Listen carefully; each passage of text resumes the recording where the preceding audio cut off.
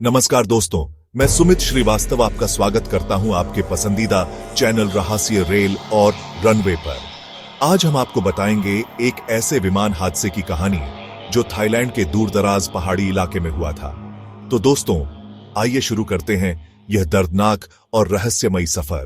तारीख थी 19 मई 1991।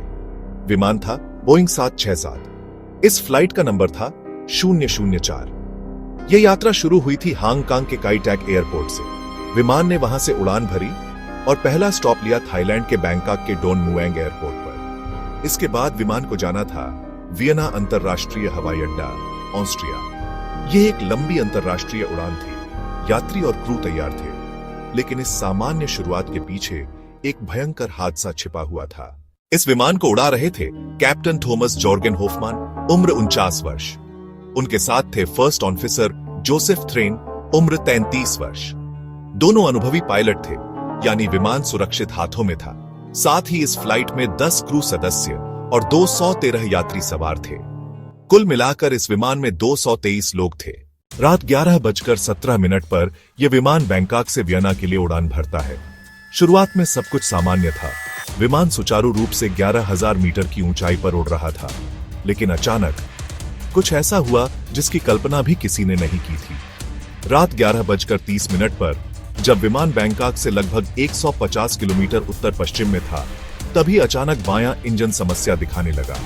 पायलटों ने कंट्रोल संभालने की कोशिश की, लेकिन कुछ सेकंडों में हालात भयावह हो गए।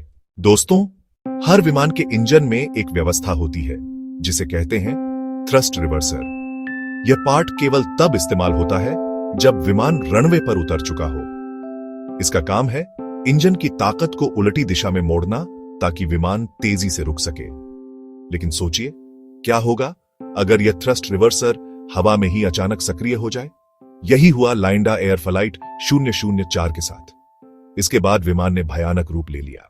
कुछ ही सेकंड में विमान पर दबाव इतना बढ़ा कि वह हवा में ही टूटकर बिखर गया।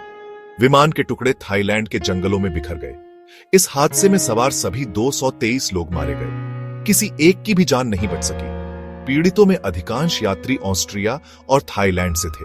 कुछ हांगकांग और अन्य देशों से भी थे। जांच एजेंसियों ने ब्लैक बॉक्स और मलबे का गहन अध्ययन किया। उन्होंने पाया कि बायां इंजन का थ्रस्ट रिवर्सर सिस्टम डिजाइन के हिसाब से पूरी तरह सुरक्षित नहीं था। बोइंग ने कहा था कि ऐसा नहीं हो सकता, लेकिन यह घटना उनके दावे को झुठला गई। आखिरकार यह साबित हुआ कि डिजाइन खामी और तकनीकी लापरवाही ने यह हादसा कराया। इस हादसे के बाद बोइंग को अपने सभी 767 विमानों में बड़े पैमाने पर तकनीकी बदलाव करने पड़े। लाइंडा एयरलाइंस और अन्य कंपनियों ने बोइंग पर सवाल उठाए। जरा सोचिए, 223 परिवार जिन्होंने अपने प्रियजनों को विदा किया था, वे कभी वापस नहीं लौटे। आज भी जब उस इलाके के लोग आसमान की ओर देखते हैं तो उन्हें याद आता है वह रात। तो दोस्तों, यह थी कहानी लाइंडा एयर फ्लाइट 004 की। अगर वीडियो पसंद आई हो तो लाइक और शेयर जरूर करें।